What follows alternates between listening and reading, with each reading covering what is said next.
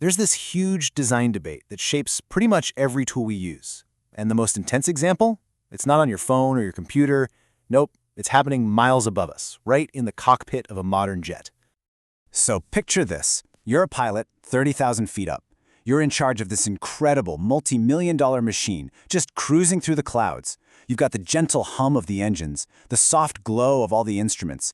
Everything feels totally under control. It's this perfect dance between human and machine.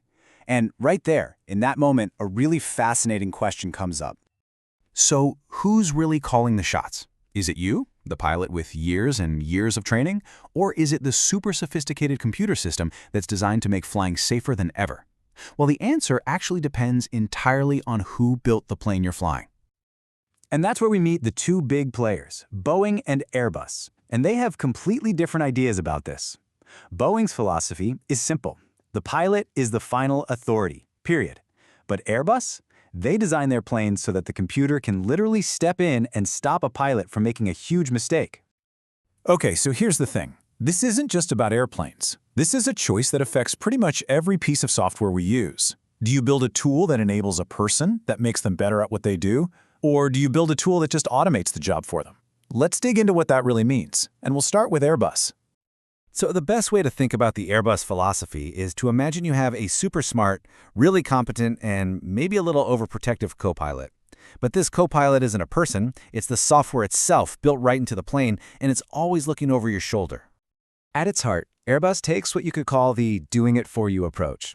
The pilot uses a little side stick to give the plane high-level commands, and the computer figures out the best way to execute them, always making sure the plane stays within safe flying limits. It's designed to be proactive, to be protective. And right here you see the trade-off. The pros? They're pretty obvious. Pilots have less to worry about, and there are these really strong safety guardrails. But the cons? They're a bit more subtle and really important. This automation can sometimes create a disconnect, especially in an emergency where the pilot is left thinking, wait, why is the plane doing that? And since the control sticks aren't physically connected, one pilot has no idea what the other is doing with their controls. That can cause some serious confusion about who's actually flying the plane. To bring this back down to earth, think about an AI writing tool. Not one that suggests edits, but one that just goes ahead and rewrites your sentences for you to match a specific style. It's always consistent, for sure, but you lose your own voice.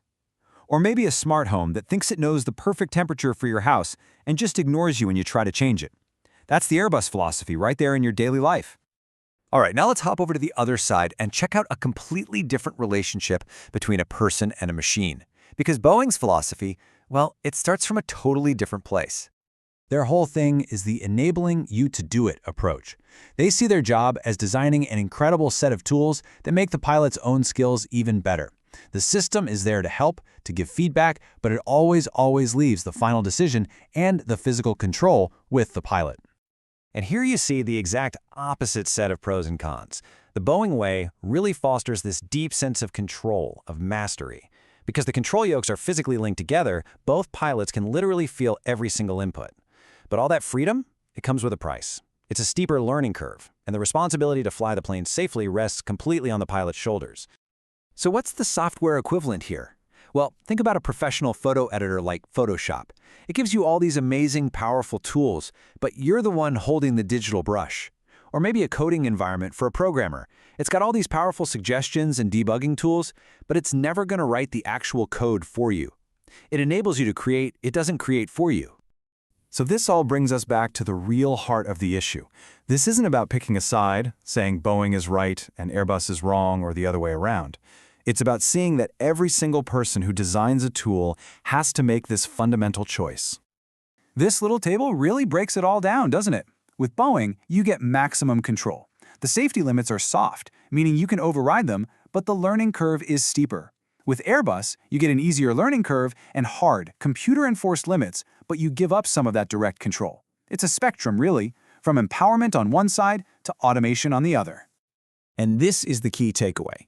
The real goal shouldn't be to create systems that just take over for us completely. I mean, we're not trying to build autonomous overlords here. We're trying to build smarter tools that work with us. So, how do we actually do that? What's so cool is that this super high-stakes decision in the cockpit actually gives us a roadmap. We can pull out 5 key principles for designing any kind of technology that truly empowers people instead of replacing them. Okay, so what are they? Number one, transparency and feedback. The person using the tool needs to know what it's doing and why.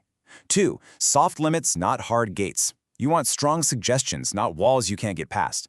Three, configurability. Let people decide how much help they actually want. Four, preserve mental models. Don't make people relearn how everything works from scratch. And finally, the big one, number five, enable, don't replace. The goal is always to help the user, not to do their job for them.